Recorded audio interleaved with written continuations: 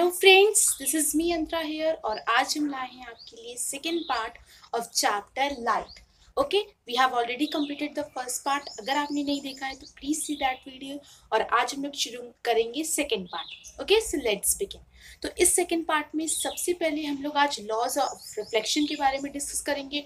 Laws of reflection को समझने से पहले हम लोग एक बार रिफ्लेक्शन के बारे में देखेंगे, रिफ्लेक्शन के डायग्राम को देखेंगे।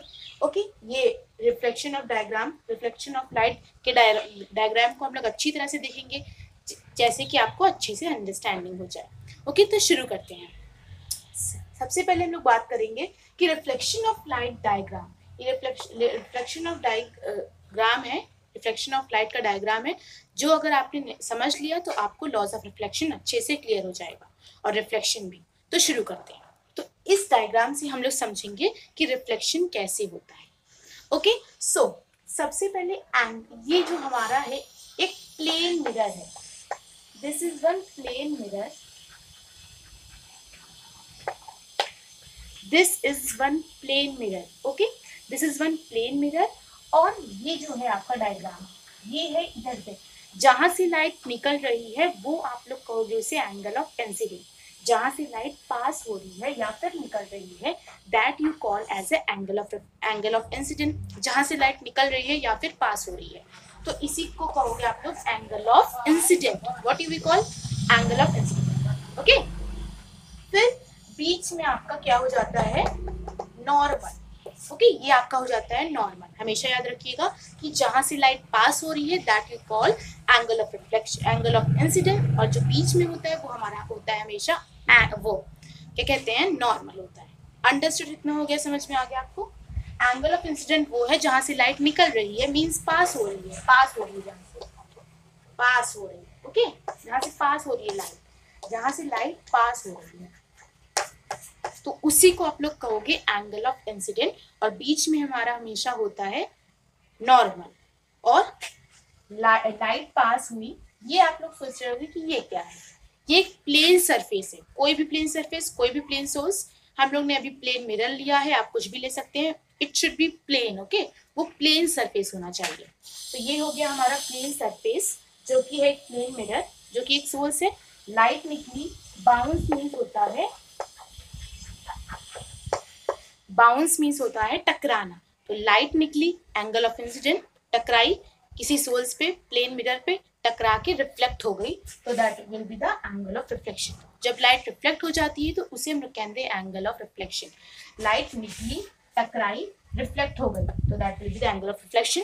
और बीच में हमारा हमेशा होता है नॉर्मल। ओके, आई होप आपको इतना क्लियर हो गया है कि एंगल ऑफ इंसिडेंट, नॉर्मल और एंगल ऑफ रिफ्लेक्शन, ये पूरा डायग्राम कैसे था। और बीच में ऊपर प्लेन मिरर, कोई भी सोर्स, प्लेन मिरर जो भी। आई होप आपको इतना क्लियर है।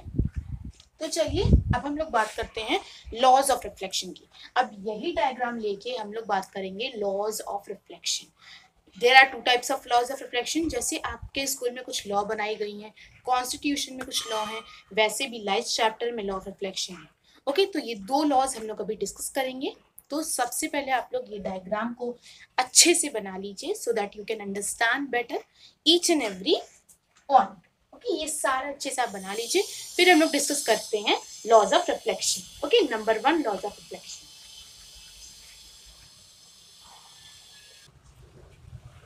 सो अब हम लोग बात करते हैं फर्स्ट लॉ ऑफ रिफ्लेक्शन। हम लोग ने ऑलरेडी बात कर लिया है रिफ्लेक्शन, लाइट ऑफ रिफ्लेक्शन के डायग्राम की। अगर आपने अभी तक उसे नहीं समझा है तो please let me know in the comment section, मैं एक बार फिर से बताऊंगी आपको।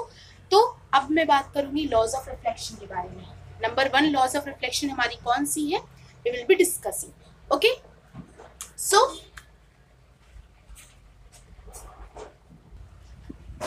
सो शुरू करते हैं। देखिए, when a ray of light falls on a plain smooth surface, मैंने आपको डायग्राम में ऑलरेडी बताया था प्लेन स्मूथ सरफेस। हम लोग ऊपर पे कोई भी सोच सकते हैं जहाँ पे लाइट को बाउंस होना है, टकराना है। बाउंस मतलब मैंने ऑलरेडी बता दिया। तो कोई भी सोर्स प्लेन स्मूथ सरफेस होना चाहिए, कोई भी सोर्स हो सकता है लेकिन वो प्लेन स्मूथ सरफेस होना चाहिए। Okay, when a ray of light, जब कोई रे ऑफ लाइट, तो जब भी कोई रे ऑफ लाइट फॉल होती है कि स्मूथ प्लेन सरफेस पे, एक स्मूथ प्लेन सरफेस पे, जो कि मैंने आपको ऑलरेडी बता दिया है सो कोई भी लाइट, कोई भी रे ऑफ लाइट, टॉर्च की लाइट, कोई भी रे ऑफ लाइट जब वो निकलती है और जब पड़ती है वो एक प्लेन स्मूथ सरफेस पे, किस पे पड़ती है? प्लेन स्मूथ सरफेस पे जब वो पड़ती है, then it reflects in a same medium, तो वो रिफ्लेक्ट हो जाती है सेम मीडियम में। अंडरस्टूड? सेम मीडियम में वो रिफ्लेक्ट हो जाती है इन अ सच अ वे, वो इस तरह रिफ्लेक्ट होगी कि वो angle of incident as well as angle of reflection के इक्वल होगी। ओके, जैसे कि मैंने अभी बताया कि when ray of light falls on a smooth plane surface पे, स्मूथ और प्लेन सरफेस होना चाहिए लाइक अ मिरर की तरह होना चाहिए स्मूथ प्लेन सरफेस पे, जब वो लाइट फॉल होगी तो वो रिफ्लेक्ट हो जाएगी, जब किसी पे पड़ेगी बाउंस होके रिफ्लेक्ट हो जाएगी, तो रिफ्लेक्ट इस तरह होनी चाहिए कि वो इक्वल हो एंगल ऑफ इंसिडेंट की और एंगल ऑफ रिफ्लेक्शन की। ओके, मैं एक बार फिर से बता देती हूँ, मैंने 2 टाइम्स ऑलरेडी बता दिया है पर मैं तीसरे टाइम बताती हूँ। व्हेन अ रे ऑफ लाइट, जब कोई रे ऑफ लाइट फॉल होती है, कोई भी रे ऑफ लाइट, हमें इसको नहीं पता चल रहा है, हमें बस इतना पता है कि कोई भी रे ऑफ लाइट, किसी भी चीज़ की, कोई टॉर्च की, कोई भी चीज़ की रे ऑफ लाइट जब फॉल होती है एक स्मूथ प्लेन सरफेस पे, तब वो बाउंस होकर रिफ्लेक्ट होगी, इस तरह वो रिफ्लेक्ट होगी कि angle of incident as well as angle of reflection equal होना चाहिए। आई होप आपको इतना क्लियर है। नेक्स्ट चलते हैं नेक्स्ट लॉ ऑफ रिफ्लेक्शन पे। हमारी नेक्स्ट लॉ ऑफ रिफ्लेक्शन पे हम लोग चलते हैं।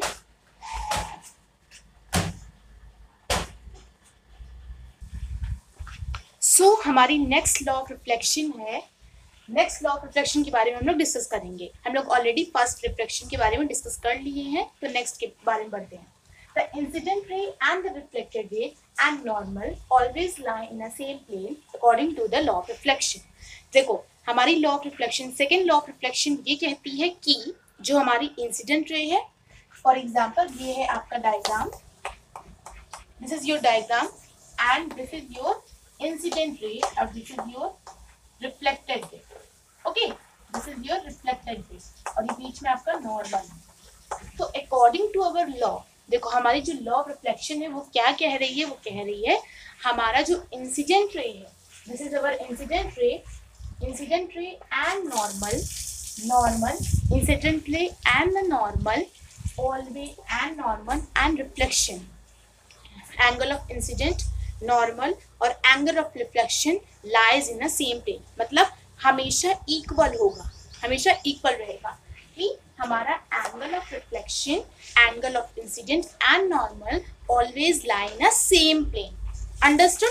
इतना क्लियर हो गया कि हमें क्या पता चला कि हमारा जो एंगल ऑफ इंसिडेंट है, एंगल ऑफ रिफ्लेक्शन है, वो हमेशा लाई करेगा इन अ सेम प्लेन और नॉर्मल भी। ओके, तो ये याद रखिएगा, सेकेंड लॉ ऑफ रिफ्लेक्शन ये कहती है कि हमारा angle of incident, angle of reflection as well as normal lies always in a same plane और सेम इक्वल।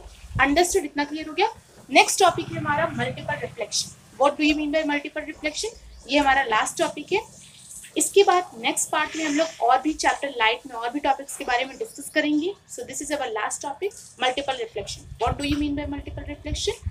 मल्टीपल रिफ्लेक्शन होता क्या है? Okay, let me tell you.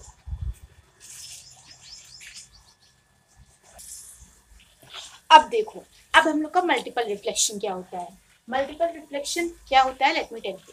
देखो, the phenomena of ray of light getting reflected more than once time defined as a multiple reflection. अब multiple reflection, multiple से आपको पता ही चल रहा है more than once time, multiple कितने बार? More than once time. तो मल्टीपल रिफ्लेक्शन ये है। रिफ्लेक्शन तो आपने ऑलरेडी समझ लिया, अगर आपने रिफ्लेक्शन समझ लिया है तो आई होप आपको मल्टीपल रिफ्लेक्शन जरूर आ जाएगा। See, let me tell you, multiple reflection, the phenomena, जो फिनोमेना होता है, phenomena of ray of light getting reflected more than once time. Okay, so more than once time, देखो the phenomena of ray of light getting reflected more than once time. More than once time means multiple हो रहा है, तो इसीलिए लिखा है more than once time. तो the phenomena, देखो जब आपका कहीं से इंसिडेंट रे से कहीं से लाइट निकलती है, किसी पर टकराती है, बाउंस होती है, किसी भी प्लेन सरफेस से बाउंस होकर जब रिफ्लेक्ट होती है, तो वो कितनी बार रिफ्लेक्ट होती है? वो रिफ्लेक्ट हो रही है मोर देन वन टाइम जब रिफ्लेक्ट होती है, तो that is a multiple reflection. Understood? Multiple reflection क्या है? मल्टीपल रिफ्लेक्शन वो है कि जब phenomena of ray of light getting reflected more than once time, understood, more than once time हमेशा याद रखना। जब भी आपको डिफाइन करना होगा तो what you will say the phenomena of ray of light getting reflected. Reflection होता है, जैसे आपने रिफ्लेक्शन पढ़ा है वैसे ही जब रिफ्लेक्ट होती है तो कितनी बार रिफ्लेक्ट होती है, more than once time reflect हो सकती है, so that is called as a multiple reflection. The phenomena of ray of light getting reflected more than once time, that you define as a multiple reflection. I hope कि आपको multiple reflection clear हो गया है। तो next video में हम लोग लाएंगे आपके साथ मल्टीपल रिफ्लेक्शन के कुछ एग्जांपल्स। सो आई होप आपको इतना क्लियर हो गया है। अगर कोई भी टॉपिक इस वीडियो में नहीं क्लियर हुआ है, please let me know in the comment section. I will definitely answer to your question. Okay, thank you so much for seeing my video. Thank you so much.